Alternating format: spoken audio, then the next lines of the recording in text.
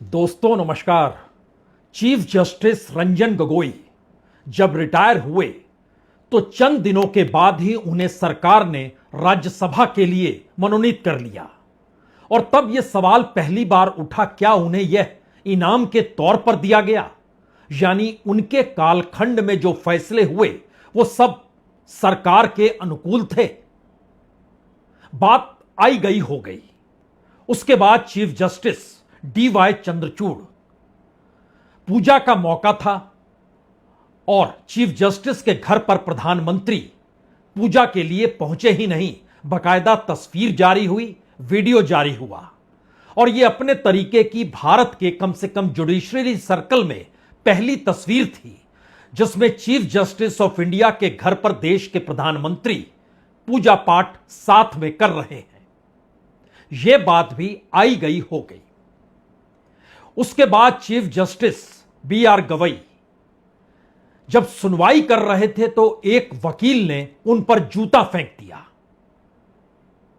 और देश के भीतर एक गुस्सा पनपने लगा। लेकिन चीफ जस्टिस गवई खामोश रहे। प्रधानमंत्री ने उनके संयम की तारीफ की। बात आई गई हो गई। और उसके बाद मौजूदा वक्त के चीफ जस्टिस सूर्यकांत ने एक मामले की सुनवाई करते हुए इस देश के युवाओं को कॉकरोच और पैरासाइट कहा, परजीवी। यह शब्द हालांकि राजनीतिक तौर पर देश के प्रधानमंत्री इससे पहले पार्लियामेंट के भीतर भी ले चुके हैं, लेकिन उस वक्त उनके निशाने पर पॉलिटिकल पार्टी थी, विपक्ष की राजनीतिक दल कांग्रेस थी, जिनके लिए परजीवी यानी पैरासाइट शब्द इस्तेमाल किया गया था।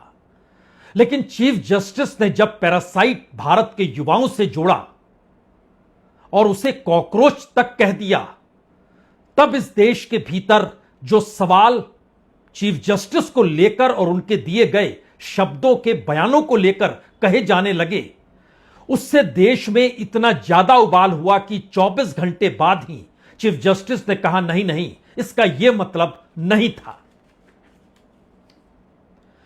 चीफ जस्टिस सूर्यकांत ने कहा क्या था, उसके बाद खंडन जो किया, इन दोनों परिस्थितियों के बीच इस देश में एक नई पॉलिटिकल पार्टी नहीं, एक सोशल मीडिया की पार्टी कॉकरोच जनता पार्टी सामने आती है और देश के उन युवाओं को वो आगाह करती है कि अगर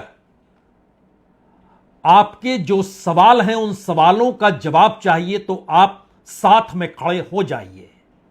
और देखते देखते बरसों पुराने राजनीतिक दल इस देश के, चाहे देश की और दुनिया की सबसे बड़ी पॉलिटिकल पार्टी बीजेपी ही क्यों ना हो, उसके फॉलोअर्स से कई गुना ज्यादा फॉलोअर्स इस कॉकरोच जनता पार्टी के साथ जुड़ते चले गए और इतनी बड़ी तादाद में जुड़ गए कि उसके बाद पहली बार भारत की एजेंसी इंटेलिजेंस ब्यूरो को यह रिपोर्ट देनी पड़ी कि इसके एक्स अमाउंट को तुरंत रोका जाए।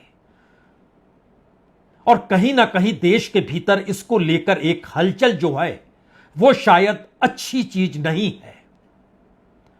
IB की रिपोर्ट और गृह मंत्रालय की सक्रियता, इस दौर में अकाउंट सोशल मीडिया पर सस्पेंड होना, चाहे वो X हो चाहे वो इंस्टाग्राम हो, लेकिन जिन सवालों को इस कॉकरोच जनता पार्टी के जरिए उठाया गया और उसके साथ जुड़ते हुए लोगों की तादाद जितनी बढ़ती चली गई, जो करोड़ों में पहुंच गई, 2 करोड़ पार कर गई, तब यह सवाल बड़ा होने लगा कि आखिर वो कौन से मुद्दे हैं जो इस देश के भीतर के युवाओं को अंदर से खरोंच रहे हैं और उनके गुस्से और उनकी निराशा को एक नई जगह, नया मंच दे रहे हैं। यह माजरा है क्या? और यह परिस्थिति इस देश के भीतर शायद मौजूदा वक्त की उस राजनीति के प्रति घृणा के तौर पर भी उभरी, जहां पर सवाल था कि राजनीतिक बदलाव राजनीति से संभव हो ही नहीं सकता है, क्योंकि राजनीति के तमाम हथकंडे अगर सत्ता के हाथों में हैं तो फिर कोई भी राजनीति कैसी भी कर लीजिए, आपको सफलता नहीं मिलेगी। तो बदलाव का रास्ता दूसरा यही है कि इस देश के भीतर जो युवाओं की तादाद है, क्या उनको एक साथ जोड़ दिया जाए, एक मंच पर ले आया जाए और उसके बाद जिन सवालों को उठाया जाए वह इस देश की आवाज हो? क्या यह संभव है? यह दरअसल जेनजी का मतलब होता क्या है? जेनजी दरअसल उस उम्र के लड़कों को कहते हैं जिनका जन्म भारत में 1995 के बाद, यानी मानकर चलिए कि 30-32 साल की उम्र के बीच, उससे पहले, और कम से कम अगर उनका जन्म 2007 यानी लगभग 18-19 वर्ष, तो 18-19 से लेकर 30-32 बरस तक के बीच की परिस्थिति इस देश की हकीकत शायद सबसे बड़ी तादाद में है जो इस वक्त बेरोजगार है, जिसके सामने सिर्फ सवाल हैं, लेकिन उन सवालों को भी सुनने वाला कोई है या नहीं है, यह भी शायद मौजूदा वक्त की राजनीति में गायब हो गया। तो एक क्षण के लिए जरा समझिए कि भारत की आबादी 142 करोड़ है। उस 142 करोड़ में 65% 35 बरस से कम उम्र के लोग हैं, यानी 35 बरस के कम उम्र के लोगों का मतलब है तकरीबन 90 करोड़ लोगों की मौजूदगी इस 35 बरस से कम है। अब अगर इसका आधा हिस्सा भी ले लीजिएगा जिनकी उम्र 18 से 32-33 साल तक के बीच होगी, तो जाहिर है वो 40-50 करोड़ तो हो ही जाएंगे। तो इतनी बड़ी तादाद में, और सरकारी आंकड़ा खुद कहता है कि जो 15 साल तक के हैं उनके भीतर जो बेरोजगारी है, रोजगार नहीं मिलना है, वो लगभग 3.1% है। जो 15 से 29 उम्र तक के बीच है उनको लगभग 9.9% है। शहर के भीतर लगभग 13.6% की बेरोजगारी है, रूरल के भीतर 8.13% है।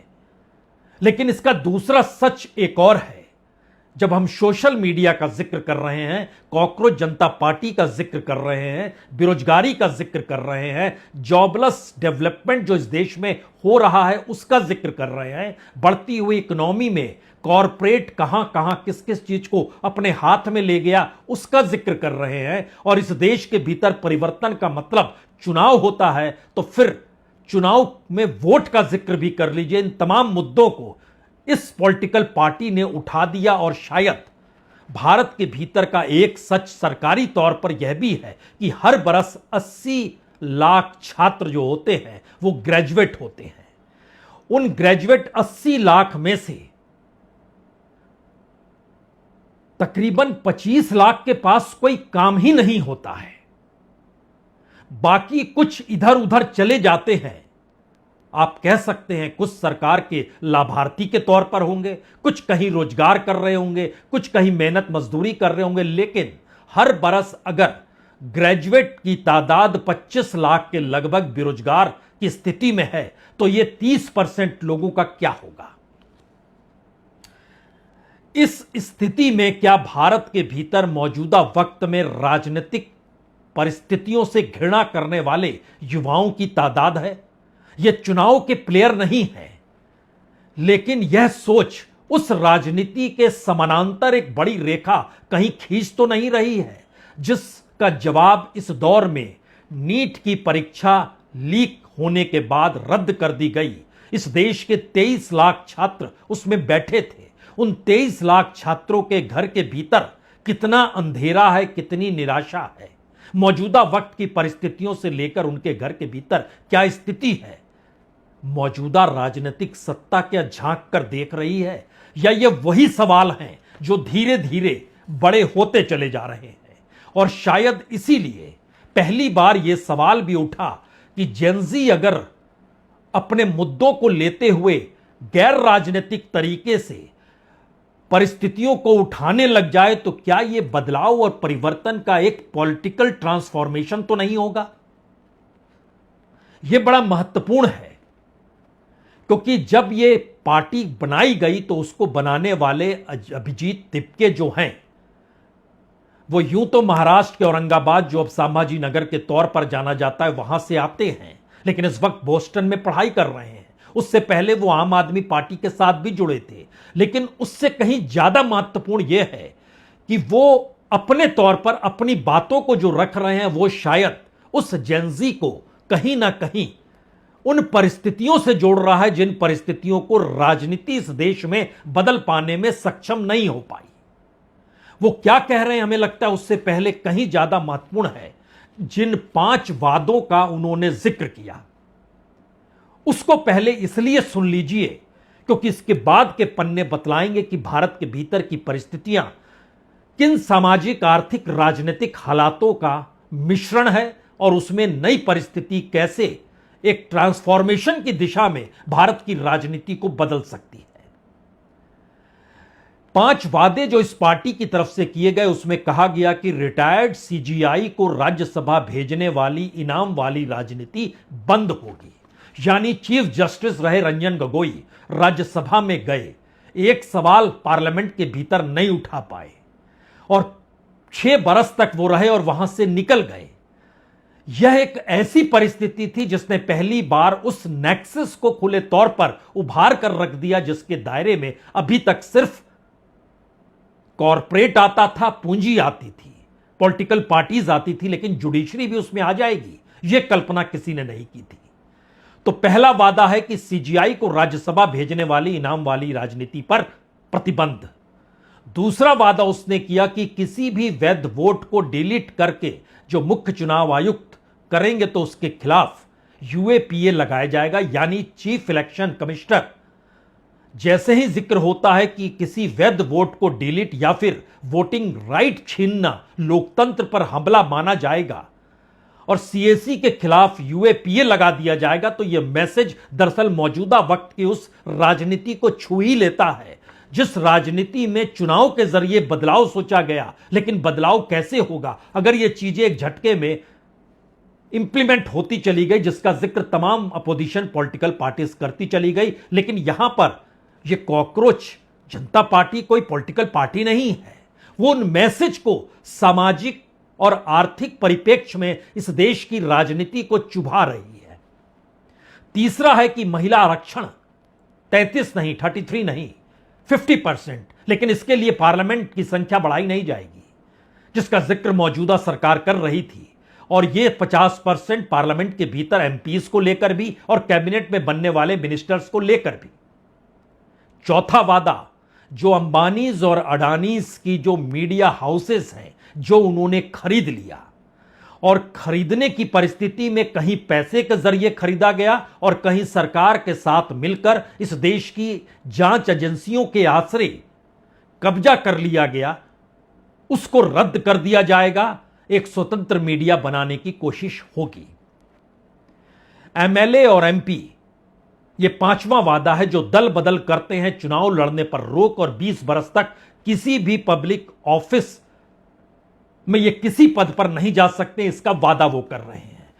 दरअसल ध्यान दीजिए तो यह मौजूदा वक्त की पारंपरिक राजनीति से हटकर ऐसे वादों का जिक्र है जो इस देश के भीतर सवाल के तौर पर मौजूद तो हैं, लेकिन यह सवाल बार बार खड़ा हो जाता है पॉलिटिकल तौर पर ही कि अगर यह स्थिति आ जाएगी तो जो सत्ता में रहेगा वो जिसे मन चाहे उसे खारिज कर सकता है, जिसे मन चाहे उसे जेल के पीछे भिजवा सकता है, फाइल खोल सकता है। लेकिन मौजूदा वक्त में जो डर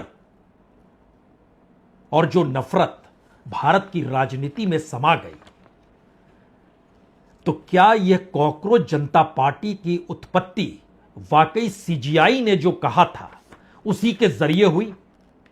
चीफ जस्टिस एक मामले की सुनवाई 15 तारीख को कर रहे थे इसी महीने, और उन्होंने कहा था समाज में पहले से ही ऐसे परजीवी मौजूद हैं जो व्यवस्था पर हमला करते हैं। क्या आप भी उनके साथ जुड़ना चाहते हैं?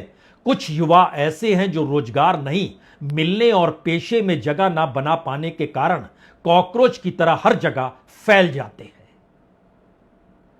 15 मई 2026 एक वकील सीनियरिटी पाना चाहता था और वो अदालत का दरवाजा खटखटा रहा था और चीफ जस्टिस कह रहे थे कि सीनियरिटी पाई नहीं जाती है, यानी खुद आपको संघर्ष करना पड़ता है। उसके समानांतर इन बातों को कह गए। एक बार सुनिए जरा। Youngsters like cockroaches, they don't get any employment, they don't have any place in profession. Some of them become media, some of them become social media, some of them become RTI activists, some of them become another activists, and they start attacking everyone. And you people file contempt petition because High Court is not taking up the matter of as if there are already parasites in society who attack you people, who attack the system, and you want to join hands with them. हो सकता है उस वक्त chief justice Suryakant ने सोचा नहीं होगा कि उनकी जुबान से निकले शब्द भारत की राजनीति में एक पॉलिटिकल ट्रांसफॉर्मेशन की दिशा में बढ़ जाएंगे या इस देश के भीतर राजनीतिक सामाजिक परिस्थितियों को पलटने की दिशा में काम करने लग जाएंगे, क्योंकि यह तीर तो निकल चुका था। हालांकि 24 घंटे के बाद जब हलचल देश के भीतर, युवाओं के भीतर, बेरोजगारों के भीतर खुद को कॉकरोच मानते हुए संघर्ष की नई परिस्थितियों को सोशल मीडिया में ला पाने की स्थिति में खड़े हुए, तो खुद चीफ जस्टिस ने कहा, दरअसल मेरी बात का मतलब गलत निकाला गया। मुझे यह देखकर आश्चर्य हुआ कि मीडिया के एक वर्ग ने कल यानी 15 मई को एक निरर्थक मामले की सुनवाई के दौरान की गई मेरी मौखिक टिप्पणी को गलत तरीके से पेश किया। मैंने विशेष रूप से उन लोगों की आलोचना की जिन्होंने फर्जी और नकली डिग्रियों की मदद से कानूनी पेशे जैसे क्षेत्रों में प्रवेश किया। ऐसे ही लोग मीडिया, सोशल मीडिया और अन्य सम्मानित पेशों में घुस आए हैं। इसीलिए परजीवी की तरह ये होते हैं। सफाई तो दी गई, लेकिन इसका एक अनूठा सच भारत की राजनीति के भीतर, यहां तक कि पार्लियामेंट के भीतर हर दूसरा सांसद अगर दागी है, हर की डिग्री पर सवाल है, और जिस तरीके से जो परिस्थितियां इस देश के भीतर चुने हुए प्रतिनिधियों के आश्रय हैं, उसमें सिर्फ युवा, वह भी बेरोजगार, वह भी डिग्री लेकर बेरोजगार, और वह भी इस देश के भीतर जॉबलेस डेवलपमेंट का जिक्र खुले तौर पर सरकार अगर अपनी पॉलिसी के जरिए कर रही है, तो इसके मतलब मायने क्या होंगे। शायद यह सवाल इसीलिए बड़ा हो गया, और इसीलिए जब यह कॉकरोच जनता पार्टी का सवाल आया तो कहीं किसी के जहन में यह भी बात आई, भारत के इर्द गिर्द कई देश जहां पर राजनीतिक परिवर्तन इस युवा तबके, जिसे जेनजी के तौर पर जाना जाता है, और राहुल गांधी जो विपक्ष के नेता हैं, कम से कम 9 मौके ऐसे आए जब उन्होंने खुले तौर पर जेनजी से बदलाव की दिशा में कदम उठाने को कहा। और इतना ही नहीं, 36 घंटे पहले जब वो रायबरेली में भाषण दे रहे थे तो खुले तौर पर यह कहने से चूके नहीं, बाबा साहब अंबेडकर के सामने आप हाथ जोड़ते हैं, सिर झुकाते हैं, लेकिन उनके विचारों को कोई आहत करता है तो आपको संघर्ष करना सीखना होगा, उन्हें रोकने के लिए सामने आना होगा। यानी भारत की राजनीति में अब वोट नहीं, बल्कि एक उस पॉलिटिकल ट्रांसफॉर्मेशन की जरूरत क्या आन पड़ी है, जहां पर राजनीति ने मान लिया कि दरअसल अब चुनाव के आश्रय सत्ता परिवर्तन हो नहीं सकता है, और अगर सत्ता परिवर्तन नहीं होगा और चुनाव जीतने की पूरी गारंटी सत्ता के साथ है, तो फिर वो कोई भी कदम उठाएगी और उठा रही है। और कमोवेश यही परिस्थिति अगर आप ध्यान दीजिए तो ईडी के डायरेक्टर 3-4 बार एक्सटेंशन पा जाते हैं, जो इससे पहले कभी नहीं था। इसी दौर में सीबीआई डायरेक्टर के दफ्तर पर सीबीआई के स्पेशल डायरेक्टर छापा मारते हैं, देश के एनएसए उसमें संलग्न होते हैं, और यह परिस्थिति इस देश के भीतर पहली बार नजर आती है, वह भी दिल्ली में। पहली बार चुनाव आयुक्त, उनकी नियुक्ति को लेकर चीफ जस्टिस को अलग किया जाता है, लेकिन सीबीआई डायरेक्टर में उनकी मौजूदगी होगी। लेकिन इस देश के चुनाव आयुक्तों की नियुक्ति सरकार करेगी, एक सरकार, उनका एक कैबिनेट मिनिस्टर और एक विपक्ष का नेता। तो फिर सुप्रीम कोर्ट बहुत हल्की जुबान में कहता तो जरूर है, यह तो औपचारिकता हो गई, नियुक्ति तो आप ही कर रहे हैं, तो आपसे सवाल कौन करेगा। यह सारी चीज सब पूरा देश देख रहा है। शायद इसीलिए जब यह कॉकरोच जनता पार्टी बनी तो उसमें कहा गया कि दरअसल भारत का युवा बदलाव के लिए असंवैधानिक रास्तों का सहारा नहीं लेगा। इस देश में युवा परिपक्व है, जागरूक है, राजनीतिक रूप से सचेत है, वह अपने संवैधानिक अधिकारों को समझता है, अपनी सहमति असहमति शांतिपूर्ण और लोकतांत्रिक तरीकों से व्यक्त करता है।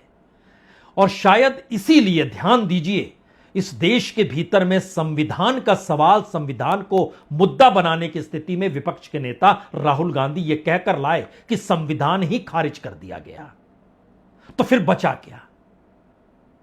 और जब नहीं बचा तो उसके बाद जो कॉकरोच जनता पार्टी है उसने एक नई लकीर जो युवाओं के जरिए खींची।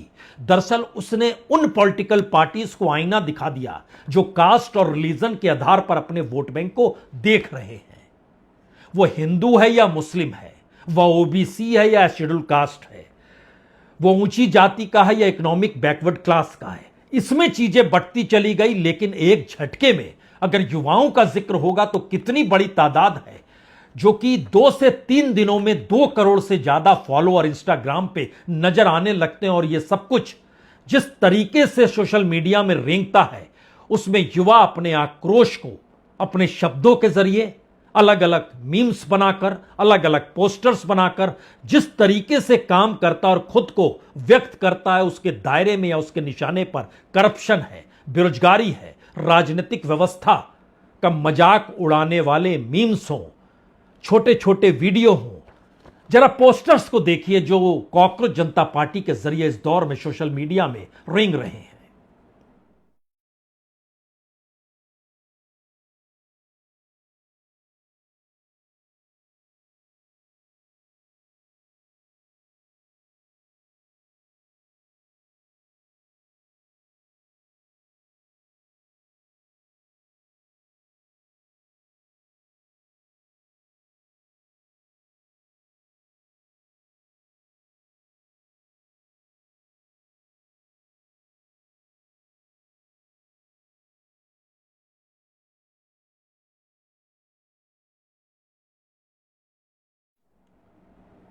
कॉकरोच हो सकता है रेंगता हो, लेकिन कॉकरोच जनता पार्टी जो सोशल मीडिया में रफ्तार के साथ चल निकली है, क्योंकि दुनिया में सबसे ज्यादा रफ्तार अगर सूचना देने के तौर पर है तो वह सोशल मीडिया की है। राजनीतिक तौर पर कोई प्रतिक्रिया हो, वो इंस्टाग्राम हो या वो एक्स हो, जिस तेजी के साथ वो चलती है वो जवाब शायद किसी भी सत्ता के सामने पूरी दुनिया को अपने साथ जोड़ने की दिशा में बढ़ जाती है। शायद इसीलिए चीफ जस्टिस ने जो कहा उसका जवाब बकायदा कॉकरोच जनता पार्टी की तरफ से यह लिखकर किया गया कि कॉकरोच युवाओं की उस असहमति के भाव को व्यक्त करती है जो माननीय मुख्य न्यायाधीश के उस बयान के खिलाफ है जिसमें उन्होंने युवाओं को कॉकरोच और पैरासाइट, परजीवी कहा था। और भारत जैसे लोकतंत्र में यह स्वीकार्य नहीं था, जहां सुप्रीम कोर्ट के मुख्य न्यायाधीश को संविधान और अभिव्यक्ति की स्वतंत्रता का संरक्षक माना जाता है। उन्होंने आलोचना करने के कारण युवाओं को अपमानित किया। तो क्या युवाओं के भीतर का निराशा है? उनके भीतर कोई उम्मीद बची नहीं है? दरअसल इस दौर में हर संस्थान ढहते हुए हर किसी ने देखा। चीफ जस्टिस सूर्यकांत ने तो पैरासाइट और कॉकरोच कहा, लेकिन याद कीजिए उनसे पहले chief justice BR Gavai Supreme Court में सुनवाई कर रहे हैं और किसी ने आजाद भारत में तो कभी यह कल्पना या कोई कर ही नहीं सकता है कि उन पर कोई वकील जूता फेंक दे। एक बार उस दृश्य को देख लीजिए।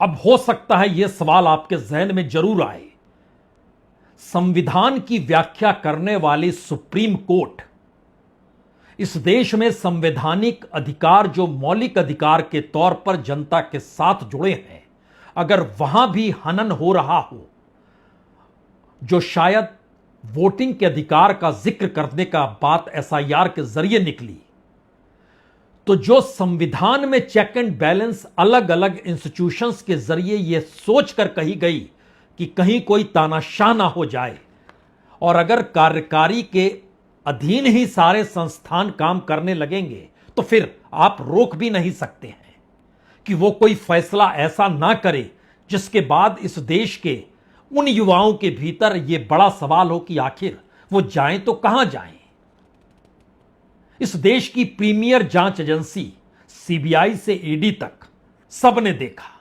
इस देश के भीतर नौकरशाही को लेकर सीवीसी की भूमिका हर किसी ने देखा, सीएजी की भूमिका हर किसी ने देखा, समझा और पॉलिटिकल लाभ कैसे पहुंचाया जाता यह भी देख समझ लिया। इस देश के भीतर बात धीरे धीरे इलेक्शन कमीशन तक चली गई और सुप्रीम कोर्ट तक यह पहुंच गई। तो क्या यह एक ऐसी निराशा है जिसमें पहली बार जब इस देश के विपक्षी राजनीतिक दलों ने भी यह मान लिया कि अब चुनाव लड़ने से कुछ नहीं होगा क्योंकि चुनाव आप जीत सकते ही नहीं है, तो ऐसे में कोई पॉलिटिकल पार्टी बनाने का कोई मतलब होता नहीं है। समाज के भीतर का परिवर्तन जो उस मानसिक जड़ता को तोड़ दे कि आप चुनाव के जरिए सत्ता परिवर्तन की जो डेमोक्रेटिक एस्पेक्ट है जबको आप उसको अनडेमोक्रेटिक वे में स्थापित नहीं करेंगे, यानी बतलाएंगे नहीं, लोग जान नहीं पाएंगे, तब तक आपके सवाल अनसुलझे होंगे। तो क्या यह एक ऐसी सिचुएशन थी या ऐसी सिचुएशन है जिसमें युवाओं के पास कहने का कोई माध्यम नहीं था?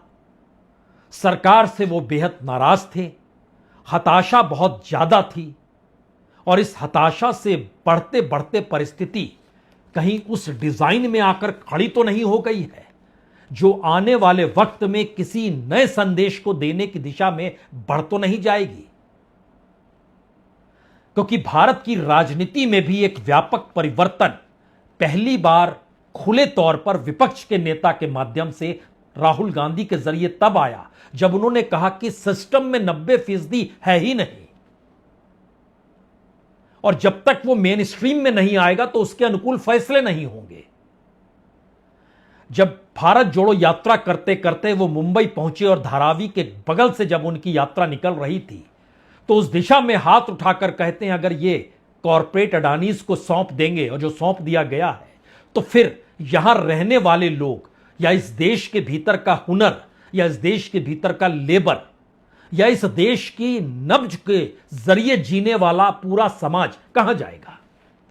तो क्या यह देश राजनीतिक तौर पर पूंजी के आश्रय चल रहा है और पूंजी के आश्रय उसने एक ऐसे नेक्सस को क्रिएट कर लिया जहां पर डेमोक्रेसी की परिभाषा बदल गई, कॉन्स्टिट्यूशन को देखने का नजरिया बदल दिया गया? तो क्या यह कॉकरोच जनता पार्टी जिन सवालों को उठा रही है शायद उसमें एक सवाल मौजूदा वक्त में जीवित भी है और उस पर निर्णय अगर होता है तो बड़ी बात होगी, क्योंकि पहली बार एक पिटीशन के जरिए अपनी बातों को रखने का जिक्र इस पार्टी ने किया और लिखा गया कि हम एक पिटीशन शुरू करने जा रहे हैं जिसमें शिक्षा मंत्री के इस्तीफे की मांग की गई है। आप सब लोग ज्यादा से ज्यादा उस पिटीशन पर साइन कीजिए ताकि सिस्टम की गलती पर सवाल उठ सके। ध्यान दीजिए, नीट 23 लाख छात्र 2024 में भी लीक होना, यह तमाम चीज और उसके दायरे में जुडिशरी का भी आना, कुछ भी ना निकल पाना, यानी एक ऐसी अंधेरी खाई थी जिसमें यह सवाल वाकई बड़ा था। कॉकरोच को अंधेरा पसंद होता है, सीलन पसंद होती है, वो वहीं पर बैठे रहता है। इसीलिए कहते हैं सभ्यताएं खत्म हो जाएंगी लेकिन कॉकरोच मरते नहीं हैं, कॉकरोच वापस लौट आते हैं। और शायद यही वो तंज है जो मौजूदा राजनीति को, मौजूदा सत्ता को, मौजूदा सरकार को डरा रहा है। बहुत बहुत शुक्रिया, बहुत बहुत शुक्रिया।